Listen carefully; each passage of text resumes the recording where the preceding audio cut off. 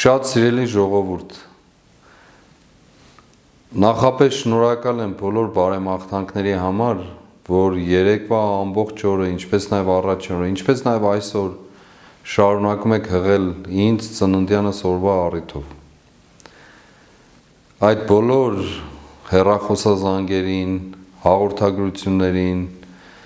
նամակներին փորձել եմ ամբողջությամբ պատասխանել, որոշներն էլ դեռ չեմ հասցրել պատասխանել և խոստանում եմ առաջիկա 1-2 օրերի ընթացքին ավարտել և ամփոփել։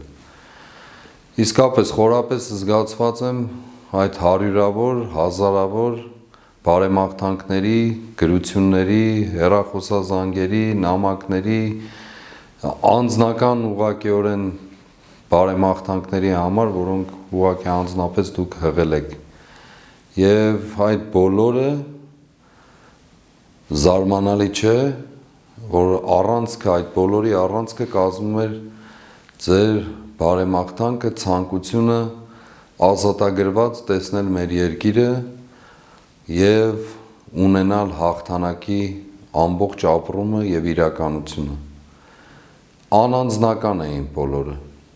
անձնական երջանկության մասին խոսք չկար, հասկանալով հանդերձ, որ բոլորիս այսօր անձնական երջանկությունը կապված է մեր անանձնական ուրախության հետ, որը մեր երկրի ազատագրումը, մեր պատվի և հայրենիքի վերականգնումը, մեր անունի սրբագրումը։ Եվ այո, սա շատ ներշնչող էր և պարտավորեցնող։ Հետևաբար բոլորիդ, ովքեր իրենց զգացումները արտահայտել են այսօրվա խորհրդով, իմ ծննդյան տարեդարձի առիթով, շնորհակալություն հայտնելով հանդերձ, ընդունում եմ որպես պատրաստակամություն ոտքի կանգնելու և մեր մտածումներն ու երազանքները իրականացնելու առումով։ Աստված զորացնի բոլորիդ, շնորհակալություն եմ հայտնում վերստին, գոհություն եմ հայտնում և մաղթում և ցանկանում, որպեսզի մենք միասին շատ շուտով իրականություն դարձնենք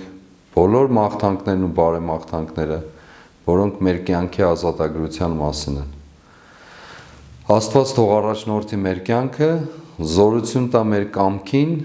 մեր հավատքին, մեր ուժերին և մենք կարողանանք իրագործել մեր բաղձալի երազանքը։ Զորանաք շատ։